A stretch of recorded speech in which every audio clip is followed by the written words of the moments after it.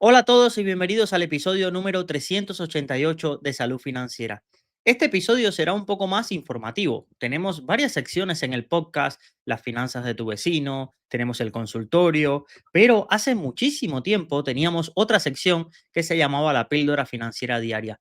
No la he recuperado porque tenemos varias temáticas de las que abordar y creo que ya hemos ido tocando algunas de esas ideas, pero sí es cierto que cada cierto tiempo algunos episodios me gustaría tener cosas que sean puramente formativas. Decir, oye, quiero que aprendáis de un tema hoy. Y el tema que he escogido es acerca de cómo leer los informes semestrales, anuales de un fondo de un fondo de inversión español y de un fondo de inversión internacional. Creo que es un tema que para mí es importante. Sé que una parte minúscula, yo no estimo que más de menos del 1% de las personas que invierten en fondos alguna vez se leen un informe semestral o anual, pero yo no me puedo quedar con eso. Yo tengo que pensar que después de este episodio seréis muchos más los que lo hagáis y que además lo hagáis con un conocimiento de qué información es la importante que aparece ahí, qué puedes aprender, para qué te sirve, con qué cosas tienes que tener cuidado en su interpretación y también cómo poder obtenerlo, dónde ir a buscarlo. ¿Por qué me parece importante este tipo de folletos? Sé que el inversor a día de hoy escoge fondos por la rentabilidad, porque se lo haya comentado a alguien y no por una búsqueda exhaustiva de información y un convencimiento de que un fondo es el adecuado tanto para un momento como para un perfil, tanto como para una asignación de activos ya establecida. Pero una vez que alguien decide dar ese salto y decir, oye, voy a analizar un fondo, voy a intentar aprender todo de él, voy a buscar su historia, muchas veces se enfrenta al problema de dónde encontrar la información, qué cosas mirar, qué cosas no mirar. Algunos ven la ficha mensual, la última carta trimestral y la información de un fondo es mucho más rica y se puede extraer muchísimas más, como digo yo, detalles importantes si sabemos dónde mirar. Ahora que estoy con el curso de análisis práctico de fondos, una de las cosas que hago con los fondos españoles, que es muy sencillo hacerlo, es leerme la documentación de los últimos 10, 15 años. Es verdad que a veces es un poco, dices, Luis, pero es que leerte 15 informes, no me los leo todos. Además, voy buscando la información que quiero. Entro a una ficha y voy buscando y extrayendo la información que quiero, los puntos. No me llevo más de 5 o 7 minutos por informe. No es algo que digas, uy, me estoy inmolando y estoy dejando de dormir por las noches para analizar fondo. No, no es nada de eso. Pero sí me gusta ver la foto de cómo ha ido evolucionando, ver cómo ha ido siendo la cartera, cómo ha ido cambiando el fondo, cómo han ido cambiando también los partícipes que estaban dentro o esas pequeñas pistas intangibles que te pueden dejar estos informes. Así que espero que después de este episodio tengas o te animes tú también a ir buscando esta información, a ir obteniéndola y a estar pendiente de lo que pasa con tu fondo. Nadie asume, por ejemplo, que si alquiláis una casa os dé igual lo que pase en la comunidad, la última acta de las reuniones de propietarios, la situación del administrador de los bienes, cómo se están comportando los inquilinos, a que os importa. Pero el dinero que a veces tenemos en fondos es como, bueno, lo dejo ahí y que hagan con ellos lo que quieran y que nada, que no pase nada. No funciona. Tenemos que la inversión, algunos lo ven, la inversión en fondos, ETFs, en acciones, algunos lo ven como algo distinto del día a día, pero una de las cosas que intento hacer en este podcast es poneros símiles o comparativas de situaciones en, la día a día, en el día a día que son igual en cuanto a modelo mental a la hora de analizarlo, igual que como yo analizo una inversión en fondos o como yo analizo una asignación de activos o como analizo una situación. Y deberíamos asimilarlo porque si no le estamos dando un aura de dificultad, de complejidad, de tener que ser distintos cuando se parece muchísimo a lo que hacemos en el día a día con nuestro dinero en otras facetas o en otras inversiones de nuestra vida. Bueno, vamos a comenzar con el programa de hoy. Intentaré que para los del podcast sea lo más agradable posible escucharlo, no por el audio, sino porque como voy a estar mostrando cosas, ser lo más descriptivo posible. La primera pregunta que os puede venir a la mente es, bueno, Luis, ¿dónde encuentro los informes semestrales y anuales? Yo voy a decir las vías más fáciles de hacerlo.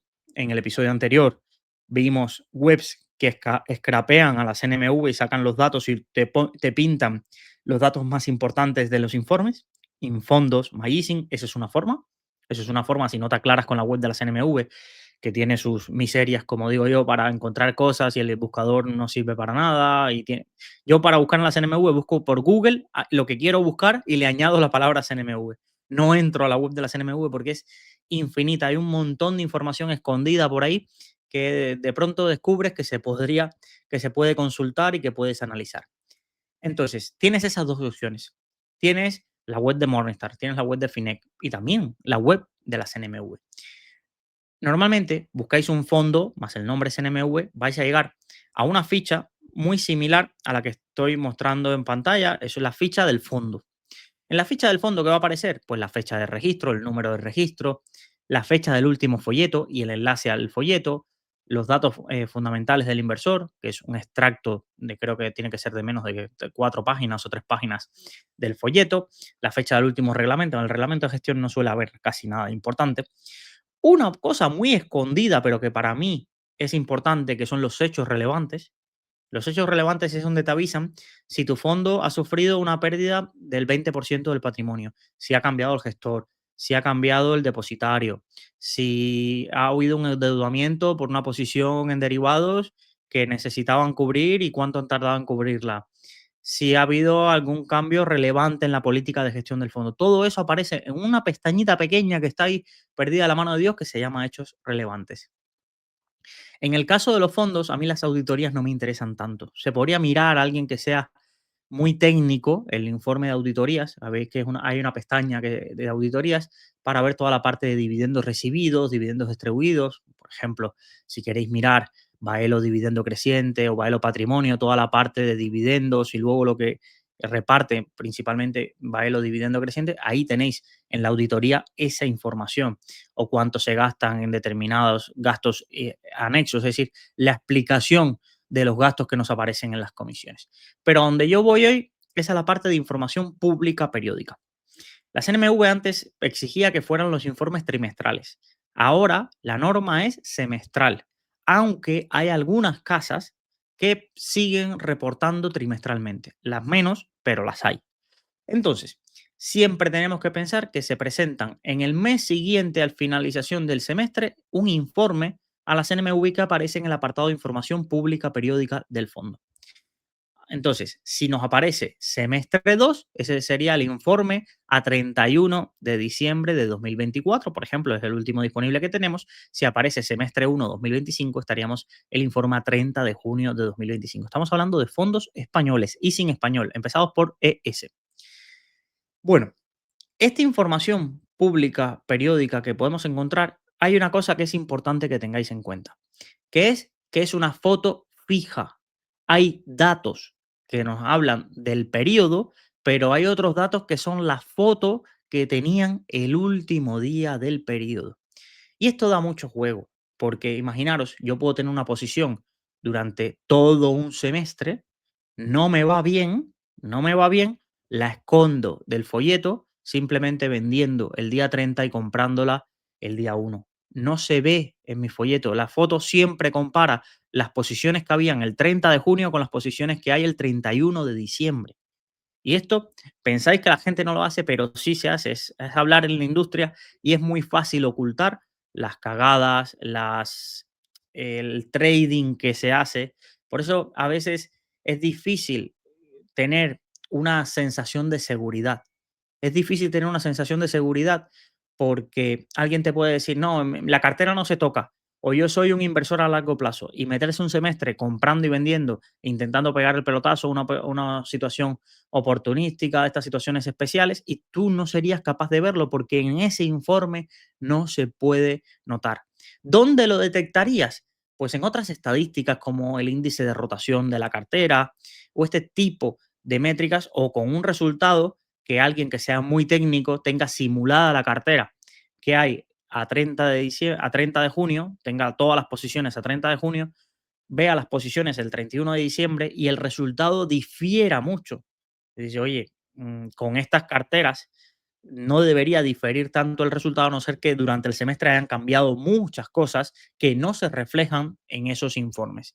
Por tanto, una de las cosas que yo me grabo a fuego siempre, siempre, siempre al invertir en fondos es que la seguridad y certeza absoluta no existe. Por mucho, y eso ya os lo digo, por mucho que yo me reúna con los gestores, por mucho que le dedique horas a analizar un fondo, pero es que lo hago en mi vida personal con mi dinero, no con el dinero que cada uno, o las opiniones que doy sobre fondos. Con el dinero mío, yo tengo la certeza absoluta que me puedo equivocar por falta de información.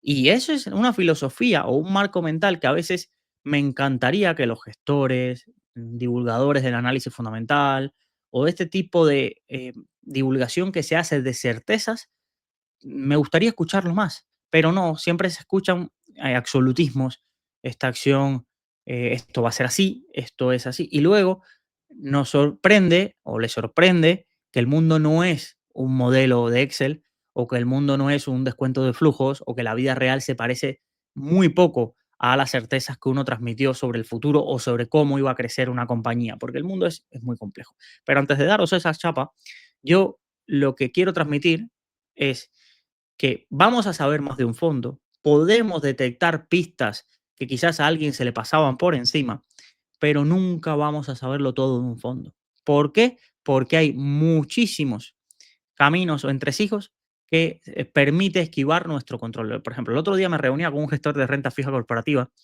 y le hacía una pregunta que en mi cabeza sonaba súper espectacular. Bueno, ¿cuál ha sido vuestra tasa de defaults en los últimos 5 años de los bonos en cartera? Y el tío se reía y me dice, la pregunta que deberías hacer es cuántos bonos vendí antes del default y que me salieron ranas sin darme cuenta. ¿Por qué? Porque los gestores de renta fija hacemos ese maquillaje.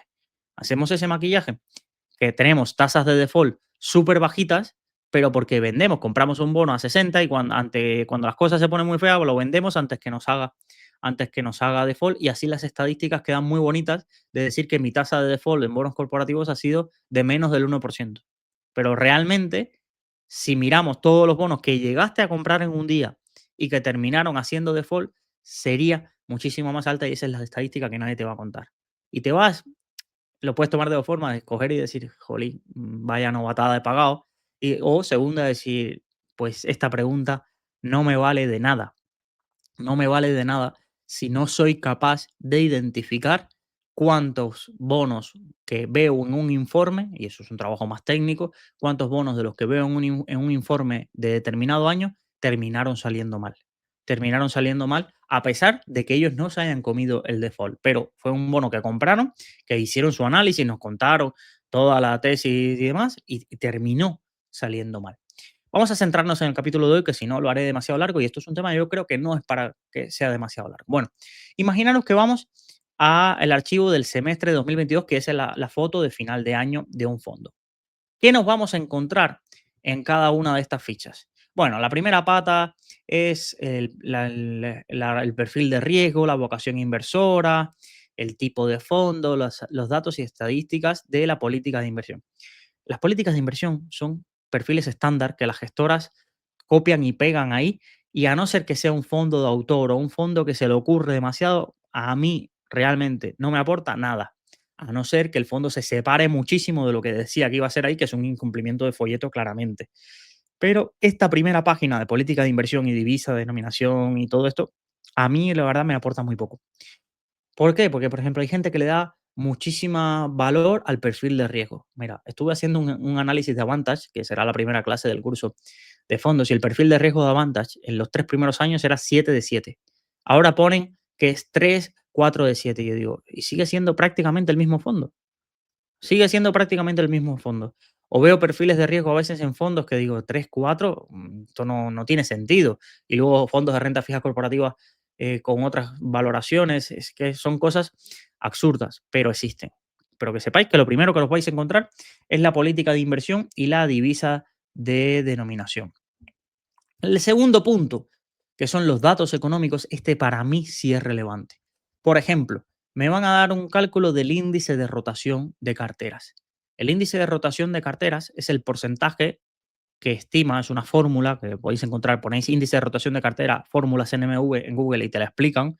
y te muestran el informe de la CNMV, la metodología donde lo calculan, donde nos muestra la tasa de rotación. Pero no es, ¿qué es rotación? Pues es la definición de suscripciones, ventas menos compras, teniendo y aislando el efecto de las suscripciones y reembolsos de los partícipes.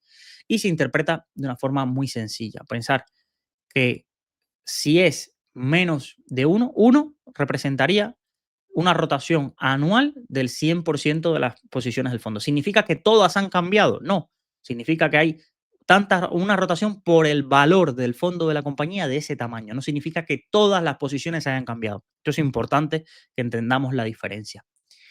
Y por encima de uno claramente es alto, pero más que alto o bajo, lo que tenemos que entender es qué nos está diciendo esto. Imaginaros que yo tengo un gestor que me está diciendo todo el rato mi filosofía es a muy largo plazo, poca rotación, no tocamos las carteras y nosotros empezamos a detectar que la rotación se dispara, que la rotación es altísima. Y decimos, oye, tú me estás diciendo X y aquí yo veo Y. O que cada vez va a más, o que cada vez va a más, o que se dispara en momentos justo donde el fondo tiene malos resultados. Entonces, son cosas que te pueden empezar ¿no? A poner sobre alerta. Luego está el dato de la liquidez. Por ejemplo, a día de hoy hay fondos, bueno, en 2024 hay fondos que solo por tener dinero en liquidez ganaban un 3,56, 3,07, 2,63.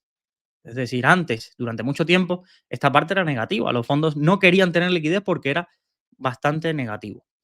Vamos a ver el siguiente apartado, datos generales. Número de participaciones, este dato es irrelevante. Número de partícipes, sí. Mirar cómo este fondo que os estoy mostrando tiene 86 y 83 partícipes. Está por debajo de los 100 que normalmente se piden, los 100 partícipes, vamos, como un mínimo técnico de tener partícipes en un fondo. Y luego abajo nos pone cómo ha ido evolucionando el patrimonio. ¿Y cuáles son los datos que a mí me interesan? Por ejemplo, este fondo. El patrimonio está cerca de los 3 millones todo el rato, toqueteando el límite legal. El límite legal para que un fondo entre en causa de disolución es 3 millones hacia abajo, cuando es un fondo de inversión, un fondo individual, y 600.000 euros cuando estamos hablando de un fondo por compartimentos. Todos los que saca Ant Bank, gestión boutique, todo eso son compartimentos. Entonces el límite por abajo estaría en 600.000. Los fondos que sacaba GPM, los fondos, la mayoría de Renta 4 con el compartimento multigestión. Numantia, multigestión, Numantia, multigestión, casi todos los de Renta 4 así más pequeñitos y gestión de autor vienen en formato compartimento. Ahí serían 600.000 euros. Y un dato importante que yo veo es la tríada, es decir, número de partícipes, patrimonio, valor liquidativo. ¿Por qué? Porque un fondo puede caer de patrimonio, pero puede estar aumentando en el número de partícipes y simplemente que esa caída de patrimonio sea proporcional a lo que ha caído el valor liquidativo. Si un fondo cae un 20% de patrimonio y justo ese semestre ha caído un 20%, pues mira, ahí vemos que no ha habido prácticamente salida de fondos o esa parte de flujos de fondos, que es una herramienta que también Morningstar te muestra cómo ha ido por trimestres las entradas y salidas, el neto, el flujo neto al producto, tanto si es positivo como si es negativo. Luego, abajo nos sale, y es una de las cosas que más lleva a confusión, las comisiones cobradas de este producto. Y vemos, por ejemplo, que aquí han cobrado un 1% más un 0,10 de patrimonio. ¿Son los costes totales? Para nada, y eso lo vamos a ver más adelante. Aparece la rentabilidad por trimestres, la rentabilidad mínima en un trimestre, la rentabilidad máxima, la volatilidad que ha tenido el producto tanto por trimestre como en los últimos años, y esto es importante, sobre todo en los fondos que llevan más tiempo. Los gastos, el ratio total de gastos. Vale. ¿Qué es el ratio total de gastos para la CNMV? Dice, incluye los gastos directos soportados en el periodo de referencia, comisión de gestión, depositario, auditoría, servicios bancarios y el resto de gastos de gestión corrientes, en términos de porcentaje sobre el patrimonio medio del periodo. En caso de fondos que inviertan más de un 10% en otros fondos o otros ETFs, los gastos soportados indirectamente derivados de esas inversiones que incluyen las comisiones de suscripción y reembolso. Vamos, que si invierten en fondos, este ratio lo tendría en cuenta. Pero no incluye la comisión de gestión de resultados ni los costes de transacción por la compra-venta de valores. Por lo tanto, habíamos visto que en este producto teníamos comisión de gestión 1%, comisión de depositario 0,10, pero vemos cómo los costes totales serían 1,36, 1,31, 1,42. Ratio total de gastos. ¿Vale? Es decir, ese 0,30, al no tener comisión de éxito, estamos hablando de que los fondos que hay por debajo o ETFs que hay por debajo de este producto generan un 0,30 adicional o entre un 0,20 y un 0,30 cada año adicional de costes. Pero estos son los costes finales. Para nada, para nada. Los costes finales pueden ser mayores o menores según haya préstamo de valores no, pero haya ingresos por otras partidas y se tienen que ver en la cuenta de resultados del fondo. Y aquí vemos cómo los gastos repercutidos son del 1,48. Recordad que antes aquí arriba era 1,36, creo ver. Es decir, hay un 0,12, 12 puntos porcentuales, hay un 0,12 adicional de costes. ¿Y de dónde viene? Del apartado otros gastos repercutidos. Cuando viene de otros gastos repercutidos es costes de la operativa, costes del broker que compra ese tipo de cosas, los costes de análisis, se suelen meter aquí en otros gastos repercutidos. O en esta parte de gastos por servicios exteriores puede ser cuando tienen delegada alguna función, esto, bueno, gastos por servicios exteriores. Sí, estaría por aquí los costes adicionales, ¿vale? Que tenemos que tener en cuenta de este producto. Luego aquí, por ejemplo, si habría algún descuento, comisiones retrocedidas, otros ingresos, haría aquí abajo. Vale, entonces es importante que tengamos esto porque cambia mucho, mucho la película. Mirad, os voy a mostrar un fondo muy activo que sé que a vosotros, a mucha gente después de los webinars en Rankia y más de los webinars en Rankia, la rentabilidad os vuelve locos con el Atmos Global sacado por FN. No tengo opinión acerca del mismo porque es un producto que lleva año y medio o 2 años, tampoco más. Y bueno, cada uno con su... Pero quiero mostraros la diferencia, lo grande que puede ser. Mirad, el ratio total de gastos en 2025, bueno, en 2024, pone que es del 1,52. 1,52. Y yo os quiero mostrar, a ver, los gastos repercutidos estará aquí. Mira, a ver, el año pasado tenía gastos totales, lo comenté, gastos totales de 1,60 en 2023 y 1,52 en 2024. ¿Quién dirá? Pues bueno, comisiones tampoco tan elevadas. ¿Cuáles fueron los ratios? El gasto total, 5,24%, de los cuales 1,50 viene casi de 1,35 viene de la comisión de gestión, pero toda la diferencia adicional o buena parte viene de la comisión de éxito. Pero es que además en otros gastos repercutidos que incluye los gastos de transacción, tiene una comisión del 0,73, unos gastos, mejor dicho, del 0,73. Es decir, si no hubiese comisión de éxito, y esto es algo que tenéis que ya tener en mente, aún sin comisión de éxito, este producto se iría al 2,122 de comisión de gestión. A pesar de comisión de gestión, no, de gastos totales. ¿Por qué? Porque tiene de comisión de gestión 1,35, 0,10 de depositario, pero luego es que su propia operativa, la rotación que genera costes del 0,73 del producto. Es verdad que estos costes de transacción se suelen diluir cuando el patrimonio es muy alto y a ellos no le cobran por porcentaje. Cuando el patrimonio del fondo es muy alto y no le cobran por porcentaje, se suele diluir, pero tenerlo en cuenta, sobre todo con fondos que nacen, estos costes de transacción suelen ser bastante, bastante altos. Vamos a seguir con la ficha tradicional. Luego tenemos un poco más allá la distribución por clase de activos, cuánto tiene en renta fija, cuánto en renta variable cotizada, no cotizada. Esta parte no me parece importante. En el 3,2 sí nos aparece pues la foto global de la asignación de activos, cuánto tiene en renta fija, cuánto tiene en fondos de renta variable, cuánto en liquidez, cuánto en otros productos que pueda llegar a tener. En la 3,3 las posiciones en derivados, y las posiciones en derivados tenemos que analizarlas bien. Oye, ¿qué está haciendo? ¿Está largo o está corto? ¿Es un objetivo de inversión o de cobertura? Y aquí te lo voy a poner. ¿Cuánto tiene comprometido?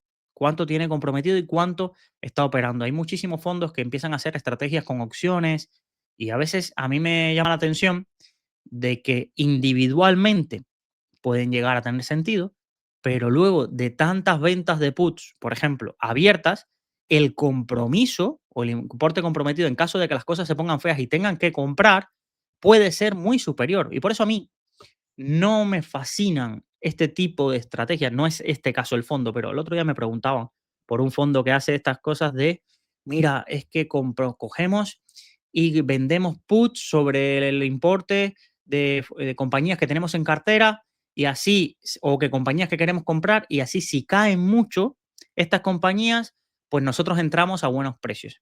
Y esta estrategia tiene todo el sentido si tienes el dinero seguro. ¿Y qué pasa con un gestor de fondos? Que su dinero no está seguro. Su dinero es miedoso. Su dinero es miedoso y no lo es y no es de él. Y no estamos hablando de fondos que tienen 1.000 millones. Que bueno, si tienes 1.000 millones, te quitan 300 millones y te quedan 700. Puedes cerrar esa posición, puedes intentar gestionarla. Con fondos con poquitos millones y muchísimas put vendidas, no quito que puedan comprar, pero ya no depende de él, depende de que sus partícipes no quiten el dinero todos a prisa y corriendo y se quede enganchado en la mitad de las posiciones porque tenga que generar liquidez para vender, pero a su vez tenga el compromiso de que, oye, te están pidiendo que aportes liquidez para comprar estas acciones que necesitas comprar porque te están asignando. Entonces, no es que sea malo, pero en algunos casos donde veo en esta parte de derivados 20, 25 operaciones de venta de puts para fondos que son de renta variable, pues no me genera demasiada confianza con productos que son pequeños, con productos que son pequeños. Es mi opinión, ¿eh? Cada uno dirá, pues mira, Luis, es que te estás poniendo en un escenario extremo que nunca pasa. Pues bueno, esas cosas ya es valoración de cada uno e interpretación que queráis. En el apartado 4 vienen los hechos relevantes. Digo, oye, mira, te has perdido y no has podido analizar. Y no has podido analizar todos los hechos relevantes de tu fondo, aunque yo os recomiendo al menos pegarle un vistazo de vez en cuando. Sí es verdad que en los informes semestrales te lo resumen, te dicen, mira, hemos tenido estos hechos relevantes. ¿Cuáles son para mí los más importantes? El punto C, reembolso de patrimonio significativo. El punto D, endeudamiento superior al 5% del patrimonio. Os aviso sobre este porque he visto varios fondos que les pasa y sus gestores no dicen absolutamente nada. Quizás para no preocupar, pero a mí me gusta la transparencia absoluta. No puede ser que seas transparente para hablar siempre de lo bueno de tu fondo, de pronto pase algo en tu fondo y eso los partícipes ni se enteran. Y a veces se enfadan conmigo porque yo todos los fines de semana publico los hechos relevantes de los productos. Y no tengo ni es decir, animadversión a ningún producto, pero yo los comparto todos. Todos los que me parecen que son interesantes los comparto y que hay una masa crítica en mi audiencia que les interese. Ahora bien, no, es que estás alarmando a los partícipes por algo que fue una tontería. Pues es que lo deberías haber hecho tú. Es que lo deberías haber hecho tú. Compartir, el primero, compartir el hecho relevante. No me acuses, no mates al mensajero. No mates al mensajero. Si la gente le genera desconfianza porque se tenga que enterar por el mensajero, no por ti. Seguramente dices, mira chicos, teníamos una posición abierta de un futuro, había que poner liquidez, justo en ese momento nos pilló, pero a los 2 días vendimos una posición y cubrimos ese 5% que teníamos de endeudamiento. Y todo explicado, todo entendido y aquí no ha pasado nada. Y aquí no ha pasado nada. El problema y lo que a mí me genera desconfianza es cuando veo a un gestor que su fondo tiene no sé cuántos hechos relevantes y no dice nada. Y no dice absolutamente nada. Entonces, luego se enfadan conmigo cuando pongo un hecho relevante de el fondo ha caído un 20% de patrimonio. No, no te enfades conmigo. Es que el fondo ha caído un 20% de patrimonio, ha pasado una semana, porque quizás fue un lunes la noticia, ha pasado una semana y aquí no has dicho nada. Cuando a mí lo que me pareciera interesante es que alguien coge y diga, chicos, necesitamos poner patrimonio para el fondo y estoy haciendo aportaciones, esas cosas que dan confianza, esas cosas que dan confianza a los partícipes. Pero bueno, más que entrar en este debate, ahí tenéis la información que podéis analizar una vez al semestre de los hechos relevantes que hayan mostrado. En el número 6, operaciones vinculadas y otras informaciones, una parte importante es lo de partícipes significativos en el patrimonio del fondo, que es el punto A, porcentaje superior al 20%. De dos formas me vale esta información. De aquellos gestores que te dicen que tienen skin in the game. Son fondos pequeños que acaban de lanzarse. O al menos yo voy a ver los primeros folletos o los primeros informes cuando se lanzaron, que tenían poco patrimonio, y el 20% no lo tienen el gestor. Y en segundo lugar, tener mucho cuidado siempre que os metéis en un fondo que el partícipe significativo no esté muy identificado. Porque puede ser, por ejemplo, a mí me viene ahora a la mente el fondo de tesis internacional. No es que haya que tener cuidado con él, pero sí es algo importante de ese fondo. Creo que el 50 y pico por ciento del fondo, estoy hablando de memoria, o el 30 y algo, lo tiene un partícipe significativo que dice, bueno, es que es el que creó la gestora y todo esto. Sí, pero al final el fondo depende de un partícipe significativo. Y si ese partícipe significativo no es el que está en la gestión, no es el que está en la gestión, es el mismo conflicto de interés un poco que tenemos entre una compañía donde el fundador no esté en el día a día, lo lleve un CEO, el CEO no tenga acciones y casi todo el patrimonio sea del fundador. Por mucho que no esté en el día a día, va a mandar o va a tener exposición o imaginaros que Dios no quiera que pase. Pasa algún tema familiar o pasa algún tema empresarial, se necesita patrimonio para aportar y avalar esta parte y tenga que salir ese dinero del fondo. Son escenarios extremos, apocalípticos, pero que yo tengo en cuenta y que cualquier otro inversor institucional tendría en cuenta. Es decir, oye, esto queda muy bonito, pero aquí tenemos un fondo donde hay una persona que si mañana necesita liquidez, le puede hacer un destrozo importante al fondo porque tiene buena parte del mismo, y eso hay que tenerlo al menos presente. Luego vienen otras cosas como que aquí es habitual, es, por ejemplo, los fondos de renta 4 que la de depositario sea el mismo, que los repos se vendan con operativas estas de liquidez, se haga con productos de la casa, donde haya la contrapartida que sea alguien de la casa. Estos son cosas habituales. Estos son cosas habituales que tienen conflicto de interés, claro que tienen conflicto de interés, pero ahí no os volváis locos porque si no, nadie invertiría en un fondo de renta 4 porque son los que tienen la misma depositaría de la misma gestora en el mismo grupo. Luego viene un apartado que se llama situación de los mercados y evolución, es el anexo explicativo del informe periódico. Esta pata es interesante, esta pata es interesante. Lo que pasa es que al principio siempre empieza como visión de la gestora o la sociedad sobre la situación de los mercados. Esto es un truño infumable hablándote de macroeconomía y no sé qué, que yo ni le hago absolutamente nada de caso. En las gestoras de autor a veces te copian extractos ahí de la carta trimestral. Bueno, algunos son los menos. Lo normal es que no tengas que hacer ni caso a lo que pone ahí. Luego, sí nos habla de evolución del patrimonio, partícipes, es decir, todos los datos que aparecen arriba te los explican un poco más abajo. Te explican un poco más qué lo ha hecho mejor, qué lo ha hecho peor dentro de las inversiones en cartera. Luego viene inversiones concretas realizadas en el periodo. Ahí te habla de si ha habido alguna compra o alguna venta, que luego eso lo vamos a poder ver abajo, pero aquí te suelen explicar y tener un párrafo que ya esto ya sí te lo escribe el gestor, no te lo está escribiendo, no te lo está escribiendo la gestora ni muchísimo menos. Entonces, el tenerlo en cuenta porque esa pata sí es importante, puede llamar informe de inversiones, o posiciones concretas del el semestre. Luego viene abajo una parte importante de si asisten a juntas generales, si están en juicios contra alguna compañía. Esto ahí se encuentra en este apartado de anexo explicativo, o si participan mucho en esas juntas generales, o por ejemplo aquí el VAR histórico acumulado del fondo, o cosas así. Vale. Perspectivas de macro y no sé qué, pues tampoco. Eso viene de la gestora y ni caso porque es el final. El punto 10 y el que más todo el mundo conoce es el detalle de las inversiones financieras, que se divide en total de deuda pública cotizada española, renta fija internacional o ya posiciones extranjeras en bonos y renta variable. Aquí lo que tenemos que entender la tabla es que nos está mostrando en el semestre anterior, el último día, cuánto tenían y cuánto tienen ahora al final del periodo. Y podemos ver si ha vendido o no ha vendido una posición, el leasing del producto o, por ejemplo, la antigüedad de los bonos o la posición de renta variable, la moneda en que está denominada cada una de las posiciones. Aquí lo podemos ver prácticamente toda la cartera. Tienen que poner toda la cartera. ¿Cuál es la excepción? ¿Cuál es la excepción? La CNMV, además de quitar los informes trimestrales o dar el derecho a quitarlos, estableció que se podían ocultar posiciones.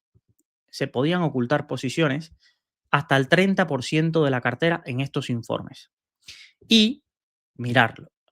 En este caso, en este caso, vemos cómo, estamos viendo el fondo de Asvalor, cómo lo hacen a pie juntillas. Es cierto que se puede ver la moneda de las inversiones que están ocultando, pero no podemos saber nada más que el peso, cuánto tienen de la misma y si han reducido o han aumentado posición en la misma. Pero tienen hasta un 30% de la cartera en oculta. Tienen oculta.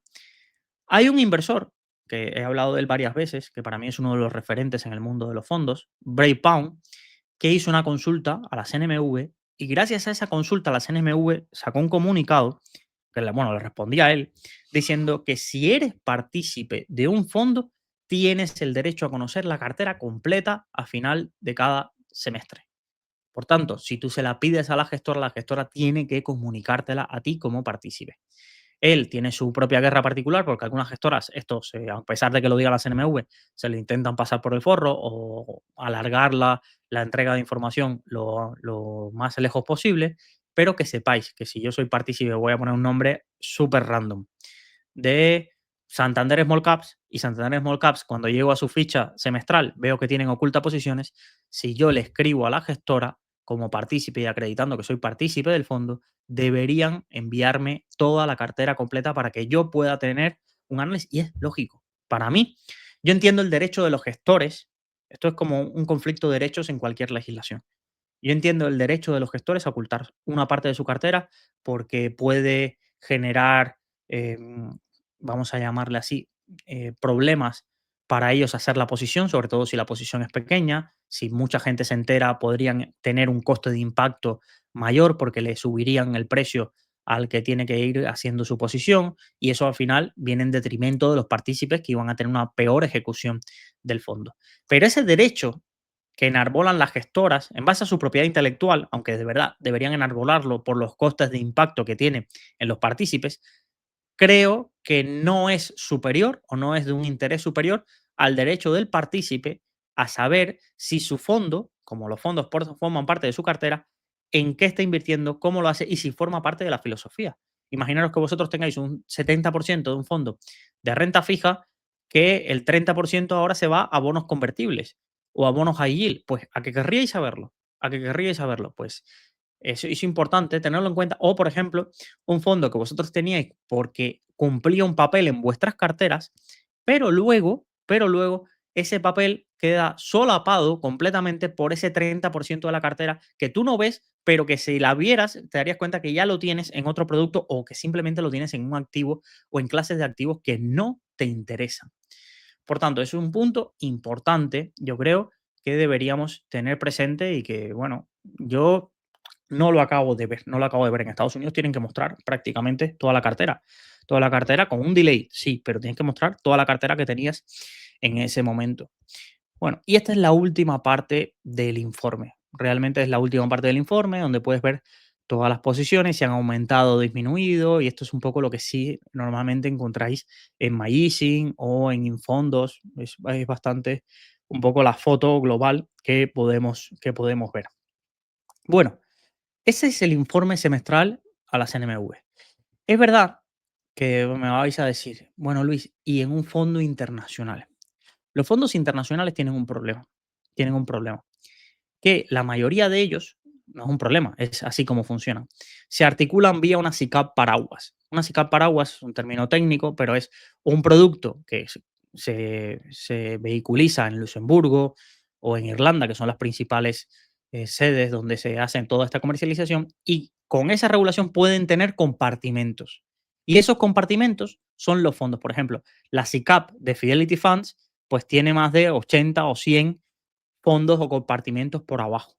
Y el informe anual no se hace por fondos, ni el informe semestral no se hace por fondos, sino que lo hace la SICAP madre, es decir, la SICAP paraguas que hay arriba. Y en ese informe se hacen el reporte de todos los productos que hay debajo. Esto es lo que se conoce como Annual Reports, Semi-Annual Reports. Luis, ¿dónde los puedo encontrar? Web de FINEC en el apartado documentos, web de la gestora, normalmente aparecen al final de la página del informe o en un apartado que se llame documentos, Desde la última actualización de Morningstar, vais a la ficha de un fondo, al final a la derecha aparece un apartado documentos y ahí os lo podéis descargar. Y además, lo bueno de Morningstar es que al día que ya está disponible, lo publican. Son muy rápidos haciendo esto porque tienen toda la documentación y las gestoras les envían estos documentos. ¿Cuál es la dificultad? Mirar, os estoy mostrando en pantalla el annual report de Fidelity Funds. 1755 páginas. Esto es una locura. Esto es una locura. Y es importante, por ejemplo, llevo 40 minutos quejándome de la web de la CNMV. No, no. La CNMV nos dice muchísima información importante comparado con los informes de los semi-annual y annual reports. Yo encuentro menos información de calidad en estos informes que los que encuentro en la CNMV. Además, es muy complicado, vamos a decir, casi imposible hacer un histórico de los últimos 10 años de los 10 annual reports. Y muy pocas webs de fondos internacionales tienen accesible ese histórico. Si lo encuentras es haciendo triquiñuelas con inteligencia artificial o en Google buscando Fidelity SICAV Funds, SICAV Annual Report 2016 PDF y ver si se te aparece la Virgen y lo encuentras o Google te lo encuentra ese PDF o alguna web lo tiene en su repositorio encontrado. Lo bueno, para que los digo, a ti no te van a interesar los 130 fondos de Fidelity. Entonces, una forma muy sencilla de encontrar toda la información que puedas extraer de un fondo es hacer control F, aquí lo vais a ver, control F o no sé en otros sistemas operativos cuál es, copias el nombre del fondo, por ejemplo, vamos a buscar aquí un fondo que nos interese, el China Focus, ¿vale? China Focus Fund. Lo copias, lo pegas aquí en el documento y cada vez que aparezca su nombre, tú vas a ir a buscarlo. ¿Vale? Y aquí, por ejemplo, te sale el informe o el informe anual del gestor, las principales posiciones, por sectores, qué posición tiene. Voy a quitar la palabra font y así me voy a quedar con China Focus. ¿Vale? Nos sale más abajo, saldría, por ejemplo, toda la cartera, toda la cartera. Luego tendríamos la cuenta de resultados del fondo, donde podemos ver toda la parte de dividendos, todo ese apartado. Por ejemplo, aquí, claro, si pones solo China, te salen más de 400 páginas. Entonces, yo os recomiendo siempre poner el nombre del fondo o al menos las tres primeras palabras. Luego nos ponen datos del patrimonio del fondo, cómo ha ido evolucionando, también nos pone datos de los costes, todo eso se puede encontrar, pero está desperdigado en distintas categorías. Por ejemplo, al principio hay un informe de la gestora, luego los informes anuales de cada uno de los fondos, pero al ser tan largos no suelen ser como las cartas que estás acostumbradas de los value investor españoles de 20 páginas, no, suele ser una página por fondo, donde te pone principales posiciones, un comentario y poco más, por sectores y poco. Y luego empiezan a ver todo lo que es las inversiones, todo, por ejemplo, puedes ver si tienen préstamo de valores, cuánto han ingresado por préstamo de valores, cuánto supone ese préstamo frente al resto. Cada informe es un mundo. Por ejemplo, en los informes de este estilo de los fondos indexados, puedes calcular y de los ETFs puedes ver exactamente cuántos dividendos pierden, en ese caso, cuál es el impacto entre los dividendos que deberían recibir y los que pierden por las retenciones no recuperables. Todo eso normalmente se puede encontrar en este informe. Pero, por ejemplo, no tienes el dato de número de partícipes. Un fondo internacional a día de hoy tenemos muy pocas formas de hacer el seguimiento de los partícipes que tienen. Se puede hacer buscando el hecho relevante anual de la gestora en la CNMV, donde pone el número de partícipes, pero ahí, más allá de, se tiene que hacer un poco intuitivamente viendo cómo van los flujos en la web, en la página de Morningstar del fondo, en el primer apartado, no en el de matriz y personas. En el primer apartado, en el general, abajo de las rentabilidades hay una gráfica de flujos y se pueden ver, por ejemplo, a día de hoy, a fondos de salud como las gestoras especializadas como Bellevue le está saliendo muchísimo dinero, a Lombia le está saliendo muchísimo dinero. Hay gestoras o fondos que es fácil ver la cantidad de dinero que están saliendo. Por ejemplo, a Sailor se le ha ido muchísimo dinero. Todas estas estrategias pues tienen sus épocas de gloria donde captan muchísimo patrimonio y también donde pierden bastante patrimonio, pero porque se le van, no es patrimonio que pierdan por valor liquidativo o la rentabilidad de sus inversiones, sino porque inversores deciden irse con su música a otra parte. Suelen ser documentos densos, pero ya os digo, tenéis dos opciones. O ponéis el nombre del fondo y vais buscando solo la información que os interesa, lo veis en todo tipo, o una de las cosas que yo os recomiendo es coger, os descargáis el documento, lo subís a Notebook LM y le preguntáis. Además, Notebook lo que va a hacer es mostrarte de qué parte del documento sacó la información. Porque si se lo das a otras inteligencias artificiales, puede que alucinen. Es decir, que digan, mira, paso de buscarte la información que estabas haciendo, me invento yo la respuesta y no he leído el documento. Bueno, le puedes pedir en el prompt, oye, señálame la página del documento donde sacaste la información. Todo esto se puede ir optimizando. Pero a día de hoy tenemos herramientas para que esto no se nos haga bola, para que esto no se nos haga bola. Pues nada más. Bueno, los semi-annual report van con más decalaje que con las NMV. Tienen hasta 3 meses después para presentarlos, 3, 4 meses según si es Luxemburgo o Irlanda. Normalmente cierran año semi-annual report, se hace 30 de junio, pero no está disponible hasta el 30 de septiembre. Annual report 31 de diciembre y no está disponible hasta finales de marzo o principios de abril. Tenerlo en cuenta ese decalaje que es mucho mayor que el de un mes que tiene la CNMV y pensar que no podéis buscar el annual report de un fondo, vais a buscar el de la gestora y en el de la gestora después tenéis que ir a buscar la información del fondo. Sin más, espero que haya sido interesante esta, como digo yo, esta clase o este tema más informativo. No es un finanzas de tu vecino, no es otro tipo de charlas, pero al menos a mí me gusta cada rato ir dando estas píldoras que puedan aumentar vuestra cultura general de este mundillo de los fondos y tener un poco más bagaje que el resto de inversores que desconozcan esta información. Nos vemos en un próximo episodio de Salud Financiera.